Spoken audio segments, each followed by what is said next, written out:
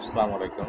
আজকে আমরা যেটা দেখব সেটা হচ্ছে সিস্টেম অ্যানালাইসিস অ্যান্ড ডিজাইন এই কোর্সের প্রথম যে চ্যাপ্টারটা system roles and development methodology. আমরা অলরেডি এগুলি নিয়ে আলোচনা করেছি।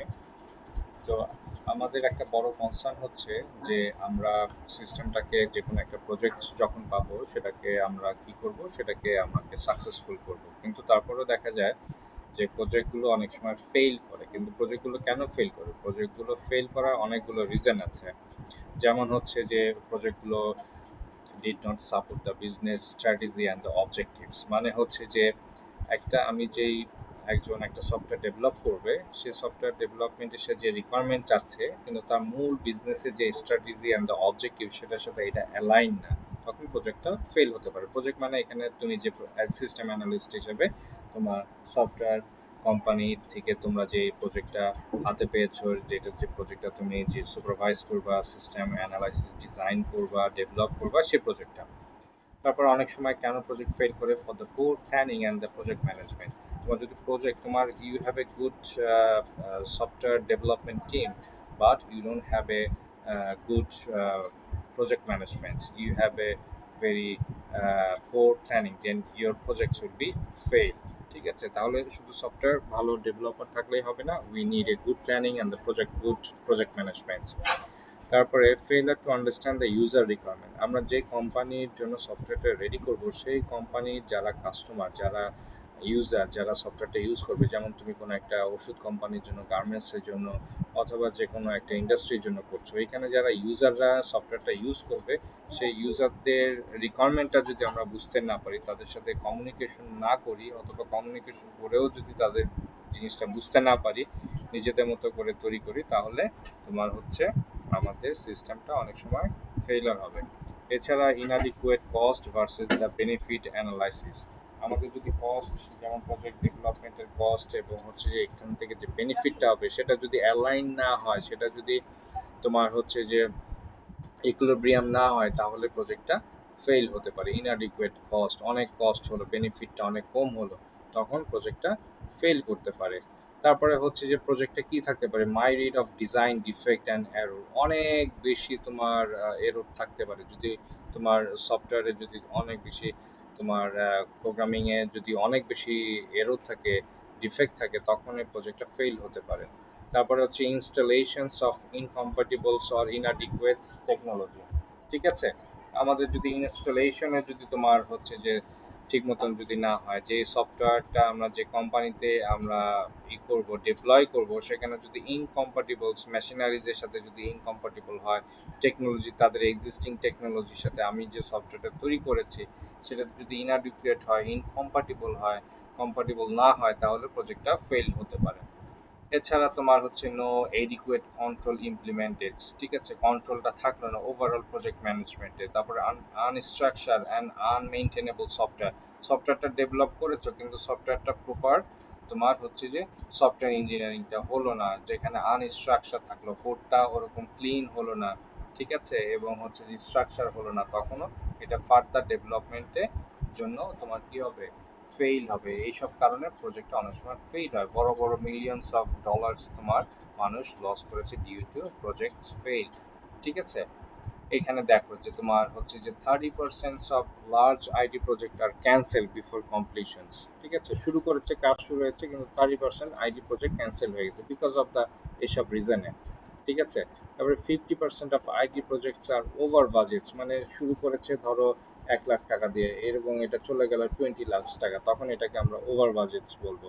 এবং এটা কেমন হয়? 50% আইটি প্রজেক্ট যারা প্রথমে একটা ইনিশিয়াল বাজেট ধরে রাখছিল, সেই সব ক্ষেত্রে কি হয় যে 50% আইটি প্রজেক্টের খরচ তার ইনিশিয়াল যা খরচ ছিল তাতে 200% বেশি বেড়ে যেতে পারে, বেড়ে যায়, যেটা সার্ভেতে পাওয়া গেছে। Majority of the completed projects deliver 60% or less of prescribe functionality. Project শুরু করার সময় তুমি বলেছো তুমি এই ফাংশনালিটি দিবা, এটা ফাংশনালিটি দিবা, কিন্তু দেখা গেছে যে তুমি ডেভেলপ করার পরে, ডেলিভারি দেওয়ার পরে তার 60% নাই, এর মধ্যে যা কিছু বলেছে তার 60% ফাংশনালিটি অথবা লেস প্রেসক্রাইব ফাংশনালিটি হয়ে যায়। তারপরে ম্যানি ডেলিভারি ইনফরমেশন সিস্টেম আর আন্ডার ইউজ দেওয়া হয়েছে, কিন্তু সেটা ইউজ করা হচ্ছে না, because they don't meet the user needs and the expectation. তবে একটা কোম্পানিতে দিলা, কিন্তু তাদের রিকোয়ারমেন্ট যদি না হয়, তাহলে সফটওয়্যারটা কেন তারা ইউজ করবে? ঠিক আছে, সেটা বলছে। তারপরে দেখো সফটওয়্যার হরর স্টোরি কি হয়েছে ব্যাংক অফ আমেরিকা। দেখো যে কত লাখ তোমার হচ্ছে যে মিলিয়নস তোমার হচ্ছে তারা নষ্ট করেছে 5 ইয়ার্স প্রজেক্টে একটা নতুন অ্যাকাউন্টিং সিস্টেম ডেভেলপ করার জন্য, এবং হচ্ছে তারা আরও বেশি 60 মিলিয়ন খরচ করেছে trying to make the new system work. ঠিক আছে, এই টাকা খরচ করছে, কাজ করে নাই, তারপরে এই টাকাটা 60 মিলিয়ন খরচ করছে এটা যাতে কাজ করে, লাস্টে তারা এটা অ্যাবান্ডেন করছে, এটাকে আর ইউজ করে নাই, $1 বিলিয়ন খরচ হয়েছে, কিন্তু সফটওয়্যারটা কি লাস্ট পর্যন্ত বাদ দিয়ে দিচ্ছে 1 বিলিয়ন খরচ করে। B1 বোম্বার 1 বিলিয়ন খরচ করছে improve air defence software, but the software still working to specification, still কাজ করে না, still is not working to the, তারা যে স্পেসিফিকেশন দিয়েছে সে অনুযায়ী কাজ করছে না, কিন্তু খরচ হয়ে গেছে 1 বিলিয়ন। ঠিক আছে, এরপরে যেরকম আরেকটা ফ্লাইট 501, তারা 500 মিলিয়ন খরচ করছে, আলটিমেটলি তোমার এরর ইন দ্য রিকোয়ারমেন্টস, মানে ওরা যে রিকোয়ারমেন্টটা দিছে সে এরর রিকোয়ারমেন্টটা ছিল, স্পেসিফিকেশনে এরর ছিল, ইনঅ্যাডিকুয়েট সফটওয়্যার রিইউজ প্র্যাকটিস ছিল। আচ্ছা, এটা দেখো, এখানে একটা কাস্টমার, ধরো তুমি একটা কাস্টমারের কাছে গেছো, সে একটা দোলনা চাচ্ছে, সে তোমাকে বুঝাইলো আমি একটা দোলনা চাই, কিন্তু সে তো কাস্টমার, সে তো সফটওয়্যার বুঝে না, বা সে তার ল্যাঙ্গুয়েজ কমিউনিকেশন এমনভাবে বুঝাইলো, সে আসলে তার কথা শুনে মনে হলো সে এরকম একটা দোলনা চাচ্ছে যে দোলনার 3টা সিট থাকবে, খেয়াল করো। এরপরে সে তোমার আর একটা প্রজেক্ট লিডার, সে কি করলো, সে বুঝলো যে আচ্ছা দোলনাটা বোধহয় এরকম হবে, আচ্ছা সেটা মনে হয় এইখানে বসবে, তাহলে দেখো মাঝখানে কিন্তু গাছের কাণ্ড আছে, এই দোলনাটা কিন্তু ওয়ার্কেবল হবে না। এরপরে সিস্টেম অ্যানালিস্ট কিভাবে বুঝলো, সেটা এইভাবে ডিজাইন করলো, আর এটা তো এখানে বেঁধে যাচ্ছে, কি করবে, সে গাছটা মাঝখান দিয়ে কেটে দিল। আচ্ছা, এরপরে প্রোগ্রামার, এটা তার কাছে প্রোগ্রামারের কাছে গেল, প্রোগ্রামার এটা এমনভাবে কোড করলো যে এটা ফ্ল্যাট হয়ে গেল, দোলনাটা দোলনা থাকলো না, ফ্ল্যাট।